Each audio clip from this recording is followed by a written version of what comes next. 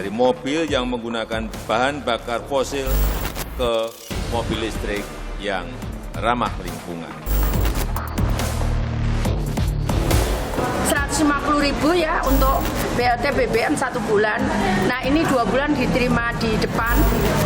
Nanti yang 2 bulan lagi kita akan terimakan bulan Desember.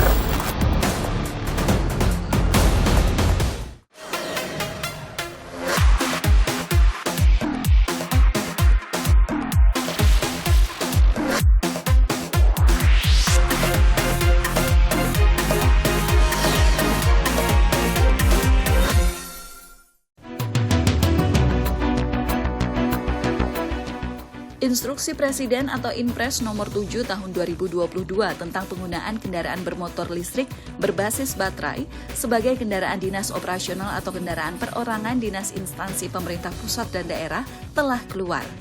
Dengan adanya Inpres ini, Presiden Joko Widodo memerintahkan penggunaan kendaraan bermotor listrik berbasis baterai kepada seluruh jajarannya di pusat ataupun di daerah.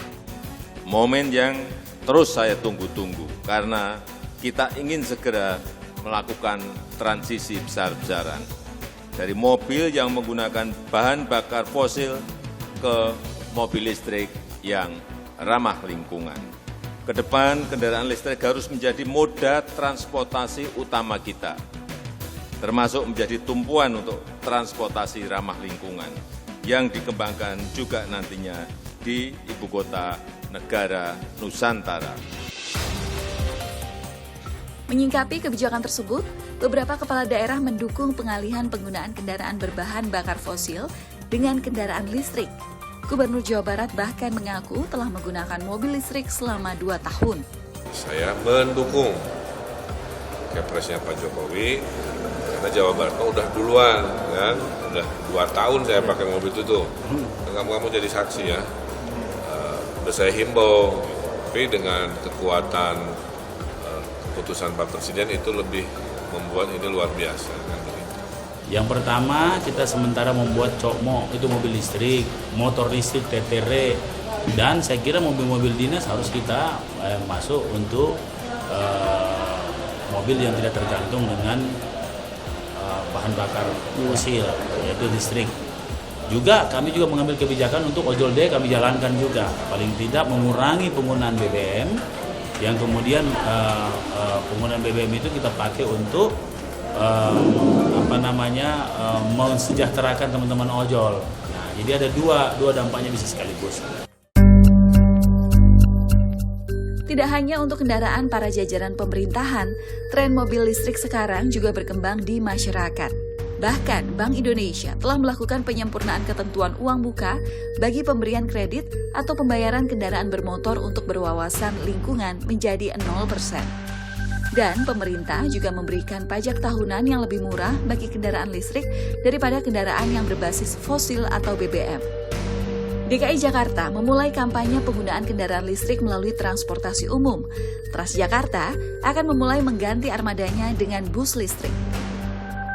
Sesuai dengan perintah Pak Presiden, Inpres nomor 7 tahun 2022 agar menggunakan kendaraan listrik. Dan insya Allah tahun ini sudah kita adakan 30 bus Transjakarta dari listrik, dan insya Allah tahun depan kita akan menggunakan Transjakarta juga tidak kurang dari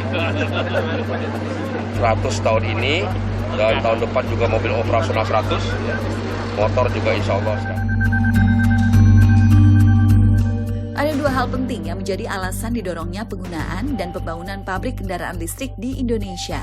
Di antaranya, tingginya subsidi untuk bahan bakar berbasis fosil dan dampak negatif bagi lingkungan akibat penggunaan bahan bakar minyak atau BBM. Program ini diharapkan bisa menjawab isu ekonomi karena tingginya subsidi bahan bakar dampak lingkungan. Fokus pemerintah adalah bagaimana agar dikembangkan transportasi yang berkelanjutan. Kebijakan ini juga didasari atas potensi besar yang dimiliki Indonesia. Sebanyak 60% komponen mobil listrik melimpah di Indonesia. Selain peralihan kendaraan bermotor diubah menjadi kendaraan listrik, pemerintah juga berencanakan melakukan program konversi kompor gas 3 kg menjadi kompor induksi listrik. Saat ini, uji coba konversi ini tengah dilakukan di Solo, Jawa Tengah, Denpasar, dan beberapa daerah di Sumatera. Subsidi kita untuk LPG 3 kg juga sangat besar sekali di tahun ini. Jadi saya kira ini sebagai salah satu upaya pemerintah untuk kedepannya bicara tentang mengurangi bagaimana penggunaan daripada LPG 3 kg terutama ya, ataupun LPG secara keseluruhan. Nah, hanya saja memang saat ini sedang di dalam tahap uji coba terlebih dahulu. Saya kira kita coba seperti yang kita akan melihat sebenarnya PLN dan juga pemerintah akan melihat sejauh mana efektivitas daripada program konversi tersebut ya. Karena ini kan tidak mudah ya, dari penggunaan gas menjadi penggunaan kompor induksi. Butuh upaya-upaya dan sosialisasi tersendiri sehingga program ini bisa berjalan dengan baik. Karena kan saya pun dari tadi sudah banyak menerima telepon dari teman-teman. Uji coba konversi ini harus dilakukan dengan hati-hati. Emisi karbon jelas berkurang dengan penggunaan kompor induksi. Namun variabel penghematan anggaran negara harus pula menjadi perhatian. Alih-alih menghemat penggunaan gas rumahan, operasional pembangkit listriknya masih didominasi bahan bakar fosil. Memang di banyak negara-negara maju ya, mereka menggunakan kompor induksi ini jauh lebih ramah lingkungan, kemudian dari segi kualitas udara di dalam ruangan juga lebih sehat, dan kemudian juga memang bisa menekan ya ketergantungan terhadap LPG. Tapi catatan kita, kalau memang tujuannya adalah untuk mengurangi beban terhadap fosil, terhadap LPG, terhadap BBM, ujungnya ke sana, maka listrik ini juga harus dihasilkan dari sumber-sumber energi yang terbarukan. Jadi jangan sampai 70% energi primer listriknya PLN itu sumbernya adalah dari BBM dan batu bara. Tapi di hilirnya mau dirubah menjadi lebih ramah lingkungan dengan kompor induksi. Namun, beberapa kalangan menilai rencana pemerintah mengonversi LPG 3 kg ke kompor listrik mustahil diterapkan secara nasional selama keandalan pasokan listrik di Indonesia belum kuat. Kelistrikan yang mumpuni saat ini hanya ada di Pulau Jawa dan Bali. Kekhawatiran melonjaknya kebutuhan listrik yang berakibat pada tagihan yang membengkak juga menjadi perhatian masyarakat.